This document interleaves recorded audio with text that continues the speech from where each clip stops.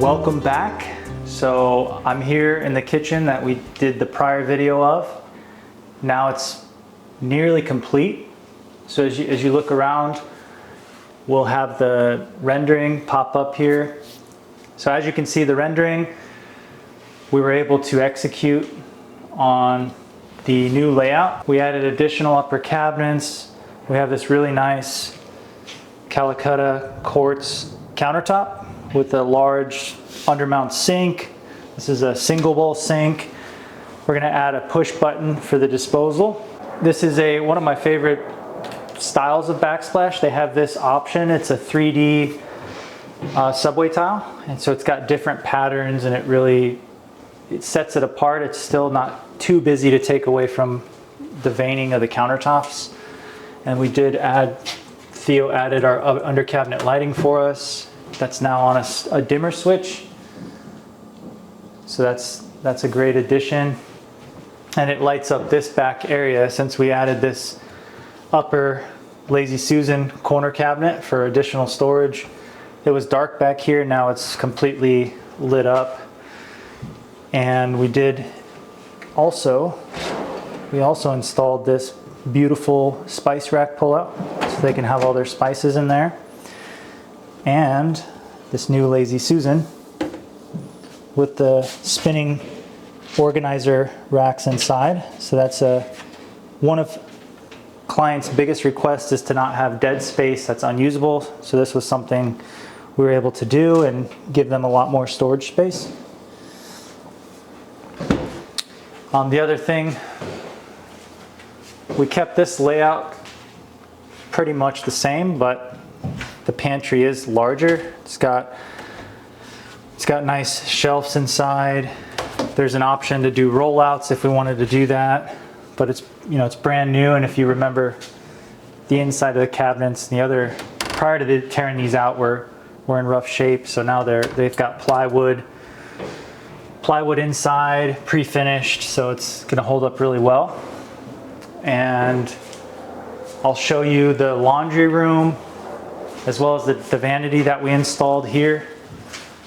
So this is pretty simple, just 2 upper cabinet doors for storage. They have an additional shelf if they want to add that, but just to tie it into the kitchen, these were painted prior, and this was definitely a good upgrade.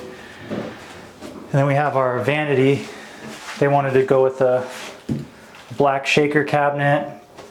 Still have a little bit of drywall and paint to do, but nice new sink, black faucet, and then they have some hardware that ties in with the paper towel holder and the towel hook. So that looks great. 36-inch vanity. Small bathroom, but now they have a lot of storage as well for other items for whoever uses this downstairs bath. Then we'll take you upstairs and show you the guest shower, which is 95% completed. We installed a new tub there, tiled the side walls and the back wall, and then we have the master bath, and we're about to finish the wall tiling, and then we'll set the pan tomorrow. But we did build that, we flood tested it, let the water sit overnight. We marked a line and made sure that it was perfect before we tiled it, so that passed the flood test. We'll show you that. Okay, so we have the guest bath vanity, 2 sets of 3 drawers, which is really nice. Gives them a ton of storage. And if you notice, the other vanity in the video was a lot lower. This is now right at 36 inches, proper height. We did have to move the electrical outlet in order to have this 4-inch backsplash. So we moved that. We're gonna texture the wall. And then here we have brand new tub. This tub was really solid. It holds up well, whether it's used as a rental, a primary residence, and it's not very expensive. I think they're around $300. Put in the new valve. We raised the shower head, and then you have subway tile here on the back walls. And then we did this beautiful 8x8. This is a really nice thick tile made in Italy, and we did this on the back wall. So we did new flooring, LVP in the bathroom. This is a great option. We had to take up the tile, and this is just a laminate. So we're gonna fix the drywall, we'll patch this up. And the nice thing about this Curdy board, it's the same thickness as the wall. So we'll fill all of this, probably cut it out, put some drywall, and then we'll texture this. So it'll all look seamless and it'll get painted. It'll look perfect.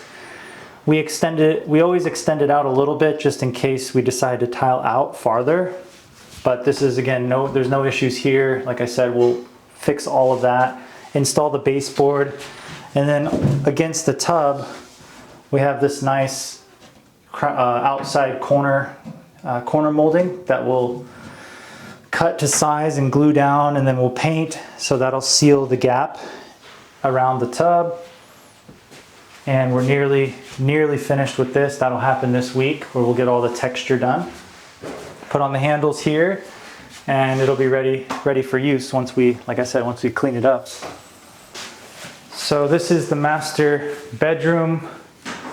Right now we're putting in baseboard and we're finishing up the shower, which I'll show you here in a second. But we took out the carpet, installed all of this vinyl plank, and it's floating, click and lock, really great product, and it holds up well, much better than carpet, easier to keep clean.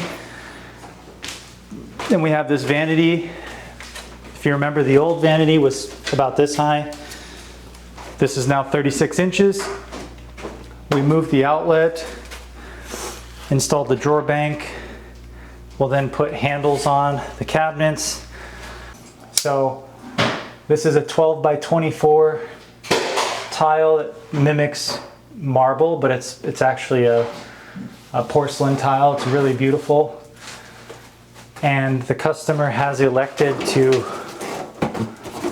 we're gonna install this level to give it a 2-tier for the niche since it's vertical.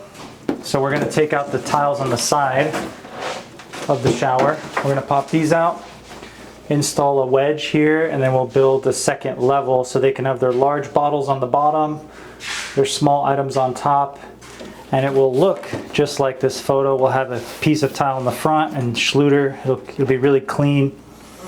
And this is fine to stay because if you remember, this niche is completely waterproofed. So we'll have no issues there. As I mentioned before, we did flood test this as well. And this pan held up perfectly, so it's built 100% correct. We'll have no issues. And before we hung the Curdy board to prep the shower, we had to put insulation. It was missing, well actually it had missing insulation and there was mold. So we took all of that out. We used a mildew killer, a mildewcide, and then I painted everything with Kills, which is the proper way to encapsulate the mold so it won't spread. There wasn't a lot, but there was definitely some issues with the old shower leaking. So they're not gonna have any more issues with that. And if you notice, this shower, we did tile. We tiled we left the pan. We usually will tile the pan first, but in this case, since we wanted to flood test it, we ended up tiling, leaving a space for our bottom rows of tile, and we put spacers down and we tiled all the way up. So tomorrow we'll come back, we'll install the pan and then our last row of tile and then the curb. So there's a process to do it so that it turns out beautiful, and that's the way we did this one.